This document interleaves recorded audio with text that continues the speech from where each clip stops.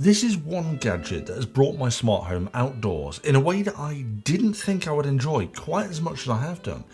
It's an AI bird feeder, which is perfect for me because I don't know the first thing about birds. I mean, I know that they have wings and beaks, I think. But I wouldn't be able to tell one bird from the next, which is why when netvue offered to send me some of their Birdfy AI bird feeder range, which can supposedly tell me what birds I have in my garden without me ever opening a book or picking up a pair of binoculars, I thought, why the hell not? I also thought that it would make for a rather amusing test. So join me as I hunt for some birds, and not the human kind. Welcome back to another episode of STU'S Reviews.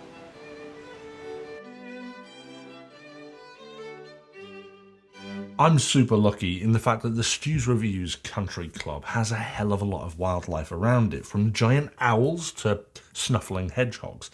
There's something different every single week. But I know so little about the birds in the garden that, other than the obvious differences between, let's say, an owl and a pigeon, I wouldn't really have a clue what I'm looking at. Well, the netvue Birdfy is going to solve that for me, and it's going to solve it bloody quickly too. Now, before I show you how it works, let's go through what they have to offer, because they actually do a large range of Birdfy products, such as bird feeders, but they also sell things like the Birdfy camera on its own, so that you can add it to existing bird feeders, which I think is an excellent touch. Now, I've actually got hold of both of their bird feeders, which have a specific built-in camera. Now, there's this one, which is 1.5 litres, and it's made from plastic, and there's another which I've installed on the outside of the country club, which has a larger capacity of 3 litres, and that's made from bamboo. And although they look quite different, they're functionally the same thing. The only real functional difference that I can see is that the bamboo model has a slightly wider field of view at 155 degrees, whereas this one has 135 degrees. Aesthetically, though, they couldn't be more different. The bamboo model currently outside is certainly a more sustainable option and has overall a much more natural appearance, which blends in better with the surrounding environment. Now, this one is quite contrasting because it's got bright white body with colourful accents, and it certainly stands out a bit more. Both of them are weatherproof, and both have some really clever bits of design, such as the drainage holes in the dispenser, which stops it from becoming waterlogged. And both also have a few different methods of mounting too. You've got a slightly more invasive route with a panel that you screw directly to a wall, and a less invasive route which involves lashing it to a tree using included straps. Now, both of these work with an external solar panel so that you never run out of battery. And I think this is a super important piece of the puzzle here, because unlike security cameras, which are usually small enough to whip down and charge, these are large bulky items that are likely full of seeds, and you don't want to disturb the birds' routines too much by essentially removing their food source. So having a solar panel to keep it fully charged is absolutely essential. But ultimately, I think that both of these do have different styles with particular benefits, but it really boils down to what sort of style you're looking for and what budget, because they're quite different in price as well. But I'll come back to that later on, because despite these differences, they ultimately do the same thing. Chuck some birdseed in the dispenser and the birds will hopefully come. Now, as specifically what birds, well, that's for the AI to tell me. So let's take a look at what birds I've had in my garden. Now, I've left mine up for around 2 months to collect a really good amount of footage for it to analyse and to hopefully catch some rare bird on camera. Now, I'll mention here that the recording quality of the camera is 1080p, and I thought at first that might not be high enough, but then at the end of the day, the subject is so close to the camera, you probably don't really need 4K. Of course, 4K would have been nice, but I think at 1080p, the footage is still pretty good, and it's more than clear enough for birds close to the camera. Now, it's also got night vision too, which is handy, although I haven't had a great deal of activity at night to test this out. But one thing I have found is to get the best out of the camera is to position it facing away from the sun. That way you don't get any difficulties with contrast, and both the bird in the background is well exposed. Now, as for the AI within the app, each piece of footage it records, it automatically tags the bird within that video, and according to this, over the entire 2 months, how many different species do you think that have had a nibble at my seed? Two. And I'm pretty certain it's the two same greedy birds chasing everything else off as well. Now, the first bird to arrive was a particularly greedy Eurasian tit. It seems to go backwards and forwards to the feeder all day, every day, for the last 2 months. I'm half surprised that it doesn't look something like this. And we also get a robin visiting, which is super cute. And this is visited quite a few times, although nowhere near as much as the massive tit that you just saw. Now, once the camera detects the movement, it sends notification directly to your phone and then works on tagging what it thinks the species is. And it stores this then in the cloud for 30 days, so make sure that you save any clips that you want. But you can also use an SD card to save directly to the device, so you have all that footage there, which is pretty good. What's really nice in the app is that when you save it, it puts it into specific collections of that particular species. And from there, you can view all the video clips you've saved of that type of bird. But you can also then click on the community tab and see all of the video footage uploaded by other people of that particular bird in their own gardens using their own Birdfy devices, which I think is a really nice community building touch. And it just lets you see all sorts of birds in all manner of positions. It's basically like YouTube for birds. BirdTube. Now, hopefully one of you lot are going to watch this and be ornithologically inclined. So please do confirm in the comments if the AI got it right or not. But it's quite impressive how many times it tagged those two birds correctly. And of course, there are some occasions where the bird is facing away, or it's only got a partial image of the bird, or it's struggled maybe to identify it, or it's made the wrong guess. But these instances are few and far between. 99% of the time, it's been bang on with its classification. But that's just two birds. Supposedly, the AI can detect over 6,000 different species. So I want to push it even further and to see just how hard I could get this AI thinking. But there was a problem. It's not like I can entice anything else to come to the feeder outside of its usual habitat. And I wasn't about to go and buy a flock of toucans to release into the British countryside. I'm pretty certain I'd be arrested for that. So, inspired by a random stuffed bird that I received several years ago in one of my unboxing haul episodes, I went online and bought a few more just to see how accurate the AI is.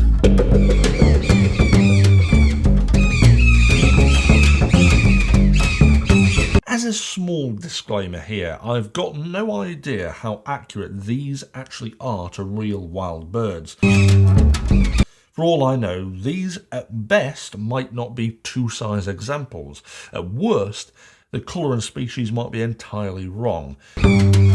All I know is what they're supposed to be based on the Amazon listings, but it'll be interesting to see if the AI can also guess what they're supposed to be as well. Well, first up, we've got a parrot on a stick. We're going to see if it recognises that parrot. I don't know what type of parrot it is. Go on, go for it. No notifications just yet. Wow, it doesn't recognise that as a bird. It's just tracked it as motion. It's not tagged anything, you know? So it doesn't think that's a real bird. That's kind of positive, I guess. We're going to try the pigeon now. That is a tiny pigeon. That's not going to work, is it? Sparrow, maybe. Right, go for it. Doesn't even recognise the pigeon as an actual bird. Nothing's coming up. Let's have a look. Try and make some pigeon noise as well.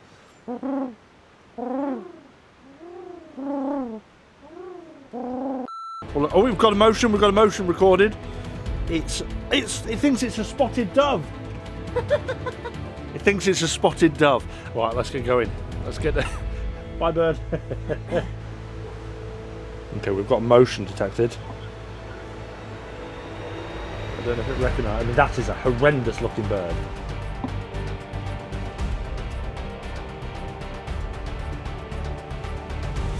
Oh, it did! It's a carrion crow.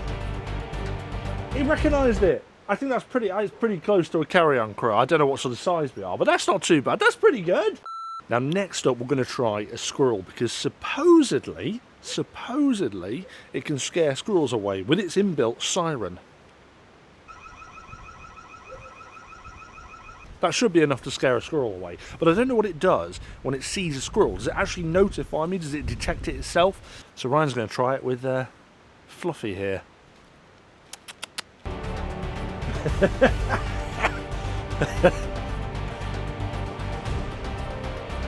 Hasn't said squirrel. I mean, to be fair, that was the best replica squirrel that I could find.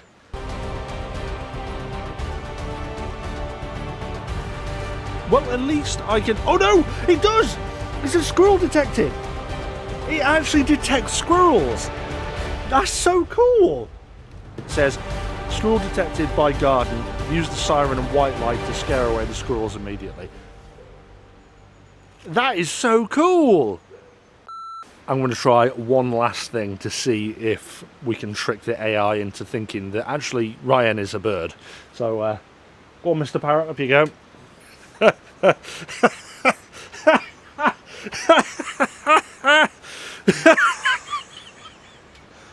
That's hideous. Oh my god. No, the AI appears to be actually quite intelligent. It knows that you're not a giant parrot. Now, interestingly, although I've only spoken about birdwatching capabilities and the AI birdwatching abilities, which is obviously its primary function, this also sort of doubles up as an additional security camera too. And it's actually quite clever in this respect because it kills two birds with one stone. Except it won't be killing birds, it'll be feeding them. So I probably shouldn't use that analogy. Either way, it's actually a really handy tool because now I have another area of my garden that's covered by visual security, and it's somewhat disguised a little too. Well, maybe not this one, but the bamboo one is. And I don't think that anyone would look at any of these and think, oh, that's a security camera. So it means that your home surveillance is a little bit more inconspicuous. Now, I must give netvue some big credit here. The whole experience is really well polished. And I think that both of these bird feeders are a really fun product. But I do have a few criticisms. Firstly, the biggest thing I think that is missing from the whole experience is a simplified report within the app. I'd love to be able to open up a one-pager and it show me a singular image of all the different birds it's seen within the day, along with maybe a few other statistics such as how much battery was used or how much charge the solar gave it or how many events were recorded within that day. As it stands, I have to scroll through the feed, waiting for the device to pull all the clips from the cloud or SD card before I can actually find out what birds have been here throughout the day, and that's if I miss the notifications. There is a tagging system, but I think it could be done a little bit better through a one-page report that could be reviewed daily, weekly, and monthly. I mean, it'd be awesome to see what birds have arrived that month. Thankfully, this is just a software desire, so this is something they could implement at a later date. So netvue, if you're watching this, pretty please add this feature. But from a hardware perspective, the only real thing that I'd say is that you need to keep an eye out for the Wi-Fi signal of where you want to place it. Both the Birdfy cameras use this kind of big antenna on the rear. However, it only connects to your home Wi-Fi directly. So the Wi-Fi signal of where you want to place it is something that you're going to need to consider if you have terrible signal outside. For me, I have a mesh network that pretty much spans both sides of the garden, so it ends up giving excellent coverage everywhere. But if you have an older Wi-Fi network or have particularly thick walls, then you may be limited to where you're able to put it. It's just something to consider. And lastly, I think that the bamboo one, although is great in terms of its design and sustainability, and it is actually my favourite of the two because of its more natural appearance, it does have the downside of showing some signs of exposure to the elements even after a couple of months. But I should probably give it some slack here because we are in the Welsh Mountains. And it must have rained 95% of the time that it's been out there. So I can imagine that the deterioration certainly has been accelerated in these conditions. It just might be something to consider when you're looking at the bamboo option and thinking about where you're going to place it.